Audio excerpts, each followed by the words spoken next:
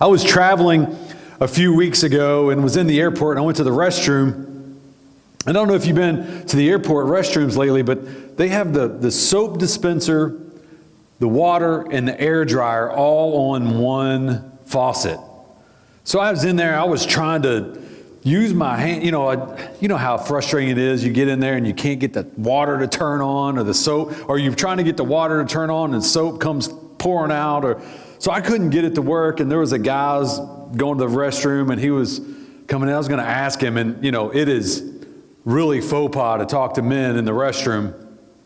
But I was going to ask him because I was having trouble and I needed to get my hands washed. And wouldn't you know, this joker just walked right out. He didn't even wash his hands. I was like, man, that's the last time I'm traveling with our senior pastor, Robert Pittman. That was just gross.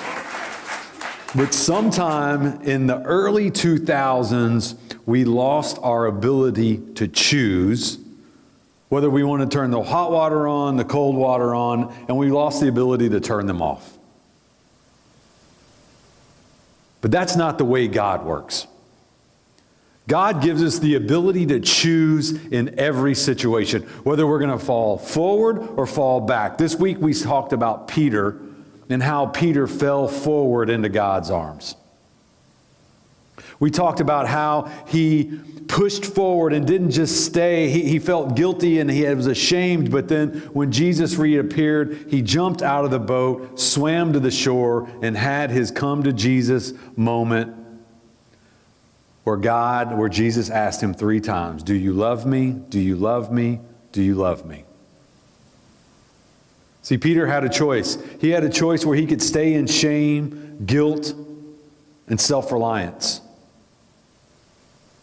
And Jesus told him, hey, you are going to fall. But I'm praying that your faith doesn't fail. Well, there was someone else at that table that Jesus said, you are going to betray me. And he did.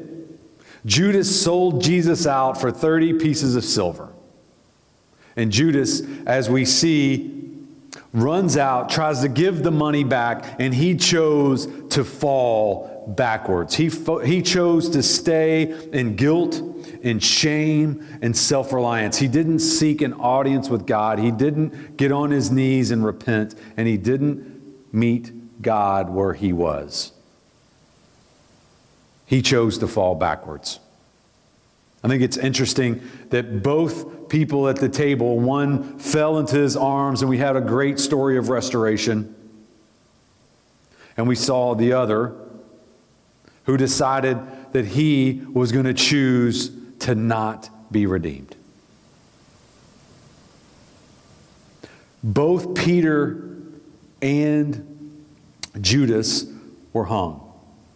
Peter asked, do not hang me the same way. Jesus was hung on a cross. I don't deserve to be hung the same way. Hang me upside down. He was martyred, became the rock of the church. And Judas was hung, and it says that on the potter's field, and it said his guts went out all over the field, and it's still known as that name today. So as we look at choosing whether we're going to fall toward God or fall away from God, the Last Supper table is a great place to look. We can see how falling forward, that God just embraces us. He embraces us. He holds us. The warmth of his touch, this voice, he wants us to come home. It doesn't matter how many times you've fallen before. He knows that you're going to fall, but he wants to meet you right there.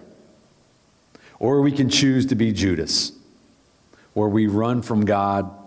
We stay in our shame. We stay in our depression. We stay in the moment where we think that we're in control, and then we just give up. I hope and I pray that this message will touch you and know that right where you are is where Jesus is. It's time for your come to Jesus meeting, and he's asking you to come on home. We thank you for hanging out with us a few minutes for our overtime after the message. We look forward to hearing from Robert this weekend, so please join us this Sunday at 11 a.m. at Sanctuary Church. Let our praise be your welcome. Let our songs be a sign that we are here for